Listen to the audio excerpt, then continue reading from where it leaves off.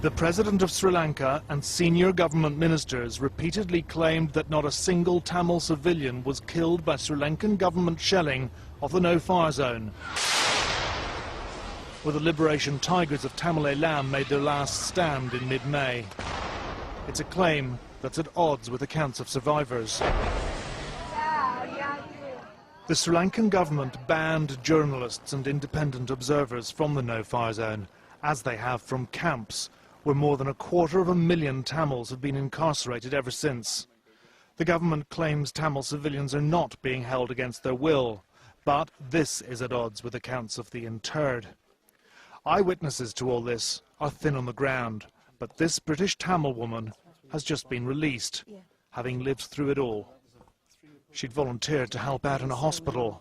Then she'd got trapped in the no-fire zone by advancing government forces. Dead bodies everywhere. Wherever you turn around, it's dead bodies.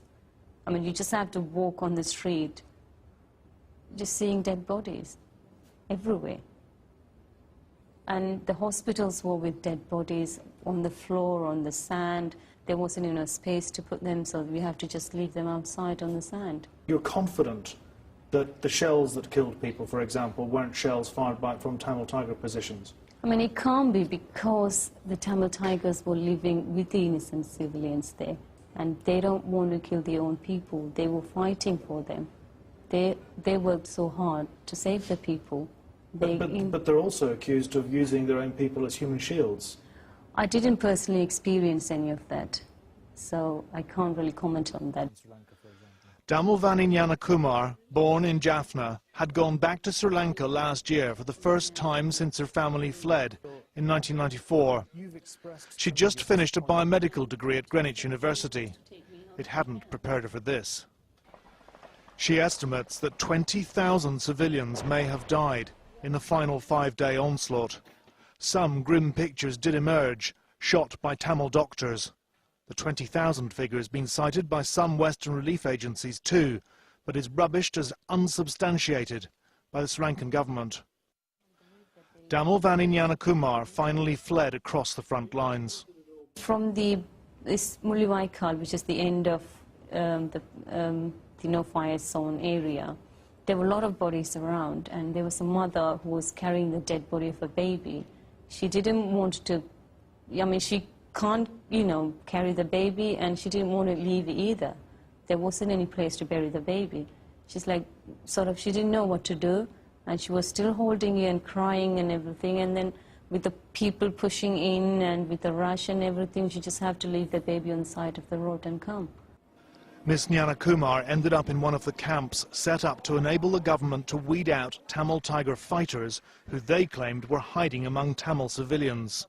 4 months on, and only 15,000 have been released. There have been allegations of poor conditions, rapes and disappearances. Parents are really depressed and upset because either the daughter or son were taken to different camps, suspecting that they're LTT members. And I mean, all sort of things are happening. And I've seen a English, I think he was an English teacher. I'm not sure, it's an English or one of the subject teachers. He hanged himself on one of the trees in... He hanged himself? Yeah.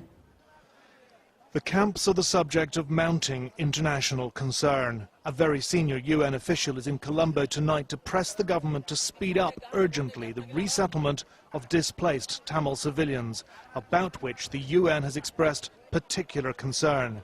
Sri Lanka's Attorney General told the UN Human Rights Council in Geneva that it is quite inaccurate to state that internally displaced persons are detained under conditions of internment. The resettlement programs, he said, have been speeded up. Ms. Kumar says she was there the day the UN Secretary-General came to the camps in late May. He stayed just a few minutes, she told me. Many people, she says, have been dismayed that the world hasn't done more to help. They lost the trust in international now, because after all this happened, they lost the trust. They're not sure that if they speak out...